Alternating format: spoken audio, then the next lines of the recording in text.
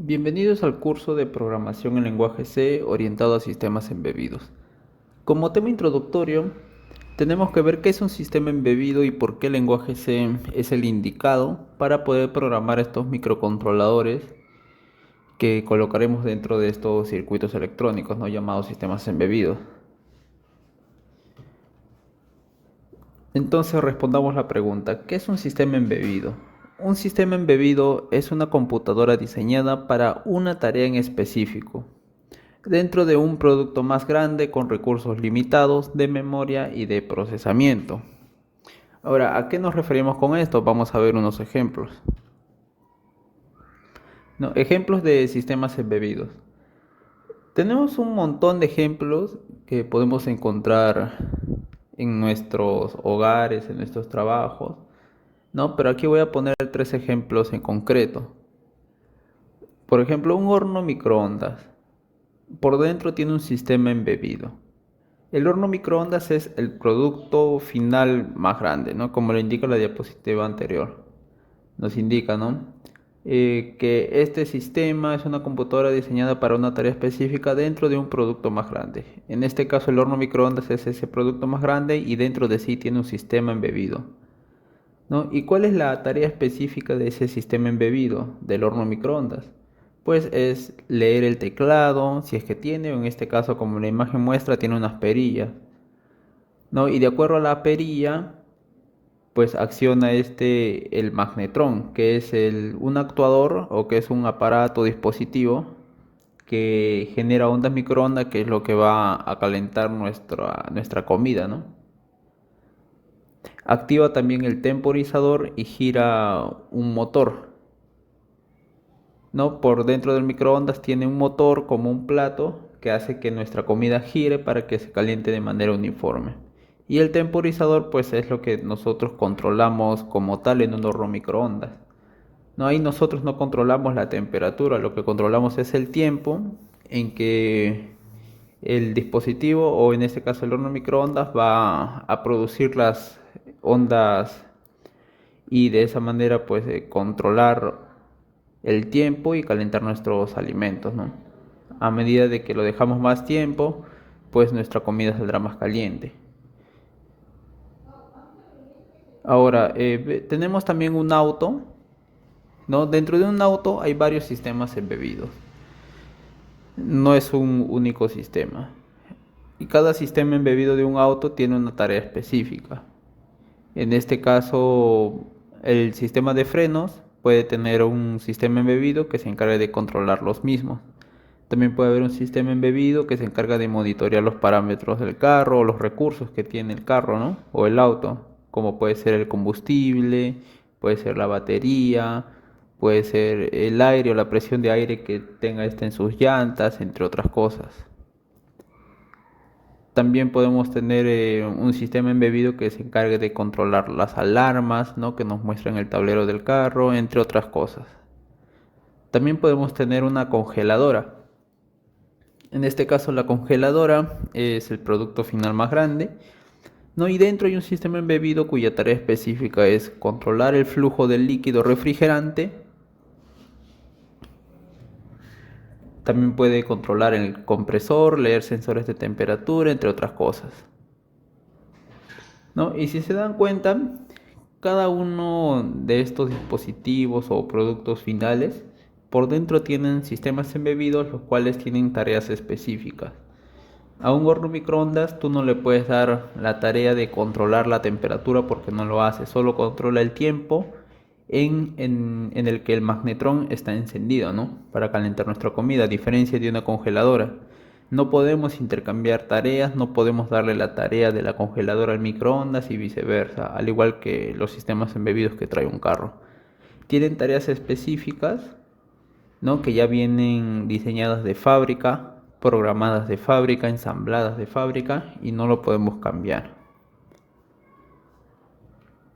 Ahora, diferencias de un sistema embebido y una laptop o una PC o una computadora que tenemos en nuestra casa, ¿no? ¿Cuál es la diferencia? Porque como vimos en el concepto de sistema embebido, indicamos que es una computadora diseñada para una tarea específica. Pero si es una computadora, ¿por qué no es lo mismo, ¿no? que una laptop o una PC? Pues veamos, una laptop o computadora o PC de casa o de oficina realiza múltiples tareas, fabricada para uso de propósito general. Además tiene alta capacidad de cómputo, procesamiento, almacenamiento, etcétera. Nosotros con una laptop podemos leer las entradas de un teclado, podemos tener como salida sonido, ¿no? Conectar parlantes, producir música. También podemos conectarle micrófono, ¿no? Para distintos usos, ya sea para producir audios, música, videos. Se tienen múltiples tareas. No podemos hacer edición de video, crear videos, procesar imágenes, ¿no? Aparte del sonido. Inclusive, dependiendo de los periféricos que nosotros podamos adquirir, podemos conectarle a una computadora y poder controlar diversas cosas, ¿no?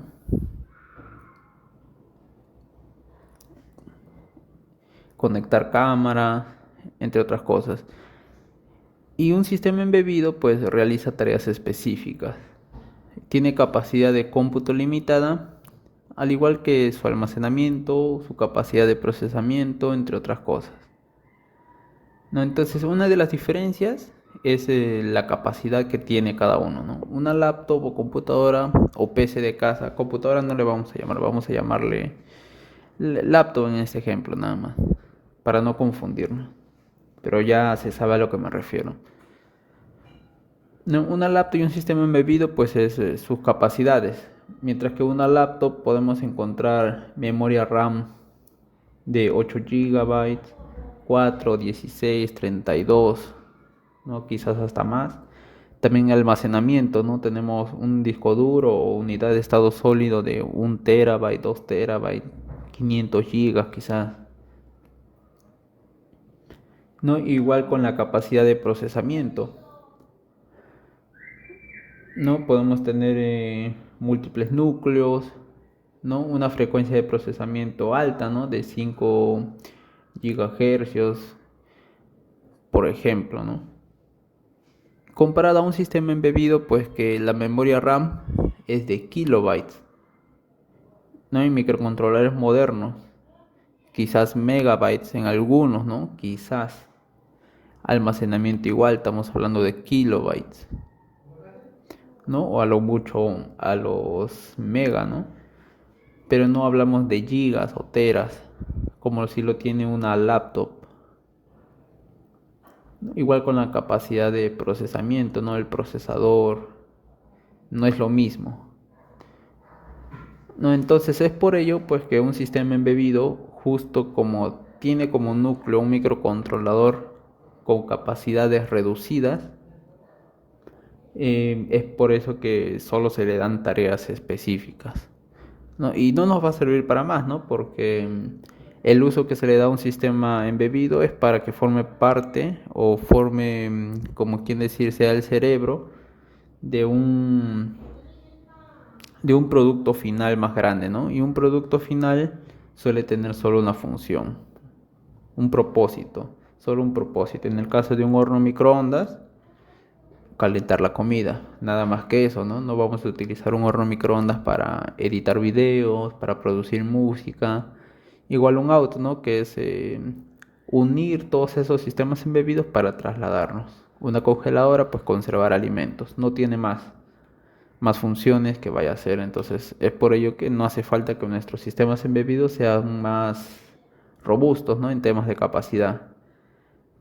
Comparado a las de una laptop, pues que uno sí necesita esas capacidades porque son de propósito general. Uno lo compra para uso de propósito general, ya sea para hacer tus tareas de oficina, de estudios, producir música, editar videos, ya sea tu trabajo, incluso jugar, ¿no? Videojuegos, entre otras cosas. O sea, puedes hacer muchas cosas y justo para eso lo compras, ¿no? Comparado a un sistema embebido, pues que es fabricado para un único fin, ¿no? Dependiendo de su producto final.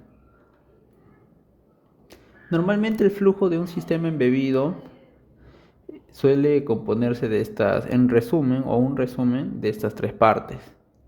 Suele tener sensores o dispositivos de entrada que envían datos al microcontrolador, ¿no? Después tenemos al microcontrolador que se encarga de procesar esas señales que nos dan los dispositivos de entrada, ¿no? Como pueden ser capas audio, en algunos casos, ¿no? Para microcontroladores potentes. Como también pueden ser simplemente teclados, botones, ¿no? Algunos sensores de luz, de temperatura, ya sean analógicos o digitales. Y este microcontrolador los procesa y de acuerdo a cómo nosotros lo programamos, pues va a realizar alguna acción o simplemente almacenar datos, ¿no? En este caso, pues siempre sirve para controlar algún actuador o realizar alguna acción, ¿no? Ya sean encender luces, activar motores o dispositivos que realicen alguna acción y es controlada por el microcontrolador, ¿no? Que esa es la etapa final, ¿no? Que es el actuador. ¿No? Por ejemplo, podemos tener un sistema embebido para un aire acondicionado. Este tiene un sensor. Si ve que la temperatura está muy caliente, pues el microcontrolador se encarga de procesar la temperatura, hace esa comparación, ¿no? Si está muy caliente el ambiente, activa lo que es el sistema de aire acondicionado para que enfríe, así hasta llegar a la temperatura adecuada, ¿no?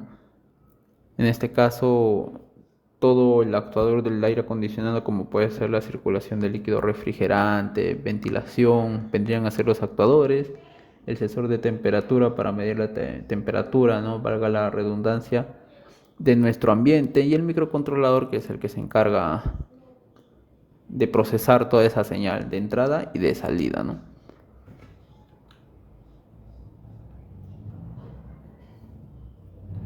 Bien, antes de pasar al siguiente punto, apliquemos estos tres pasos al ejemplo de aquí, ¿no?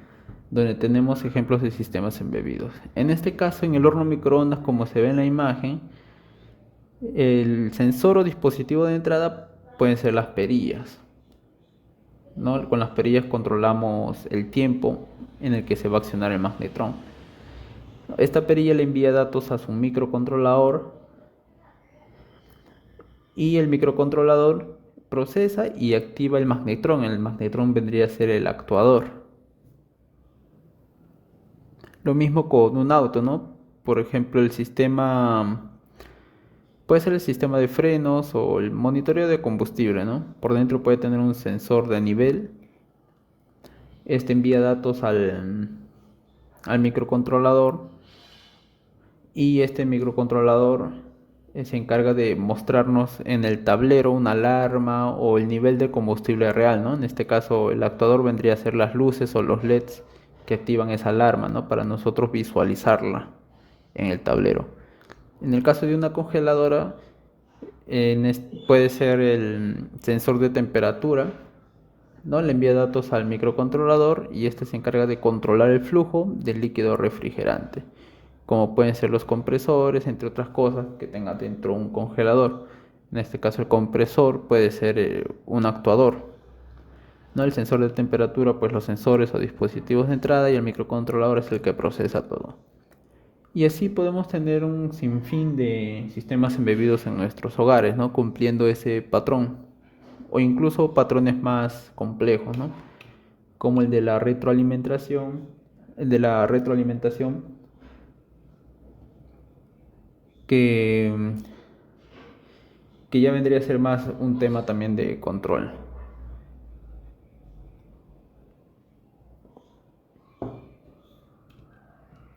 Ahora, ¿por qué el lenguaje C para los sistemas embebidos? Porque con el lenguaje C tenemos control directo de memoria.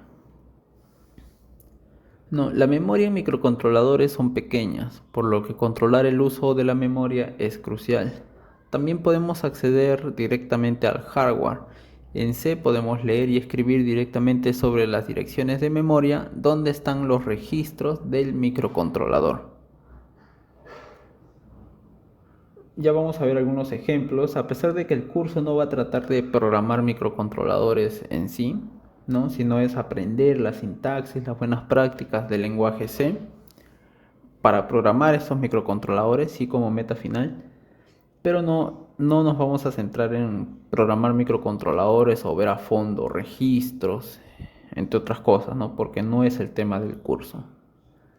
Lo que vamos a aprender es la sintaxis, las buenas prácticas, el estándar que debemos seguir para programar en este lenguaje y aplicarlo al fin y al cabo en distintos tipos de microcontroladores o distintas marcas. Ya para programar un microcontrolador en específico, pues ya abriremos otro curso más adelante.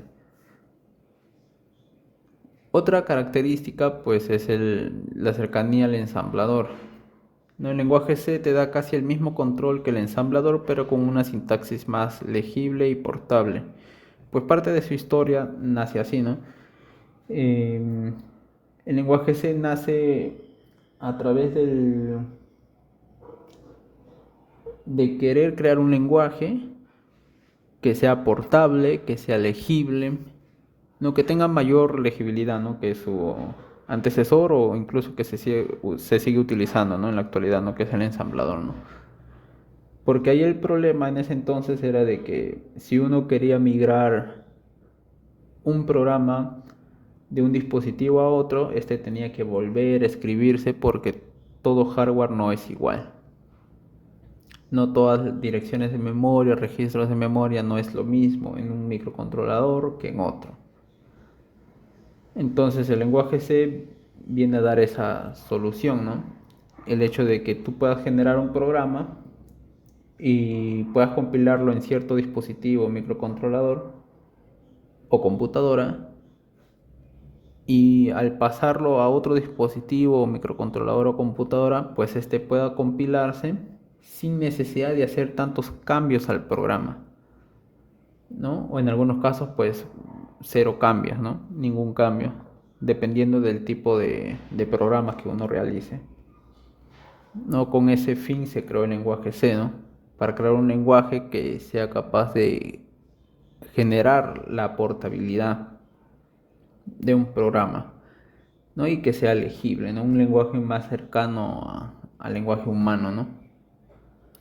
Y otra característica o detalle a considerar son los compiladores disponibles. Cuando se crea un nuevo modelo de microcontrolador, el fabricante se asegura que tenga un compilador en C, pues hoy es indispensable que los microcontroladores se puedan programar en C. Y en ensamblador obviamente pues es prácticamente de forma nativa, ¿no? Y bueno, eso vendría a ser el tema de la clase de hoy, ¿no? Ahí pueden seguirnos en la web, ¿no? En letso.pro, en nuestras redes sociales estamos como LetsoPro, ¿no? Dependiendo de la red social en la que nos busquen, pues ese es el nombre de usuario, ¿no? Y en el siguiente video veremos cómo instalar nuestro entorno de desarrollo para ya continuar posteriormente a la práctica con el uso de este lenguaje. Vamos a utilizar el MPLAB XIDE, pero sin embargo ustedes pueden utilizar otro IDE o incluso el Visual Studio Code. Pero para estar alineados al curso, pues también instalaremos el programa que yo voy a utilizar. No, al final la sintaxis es la misma. Utilicen una u otra o utilicen el IDE de otro microcontrolador de otra marca. La sintaxis es la misma porque vamos a ver los mismos temas, variables, punteros, funciones, entre otras cosas que son aplicables en prácticamente todo el lenguaje C en general, ¿no? Y de manera independiente, sea cual sea el IDE que utilicemos.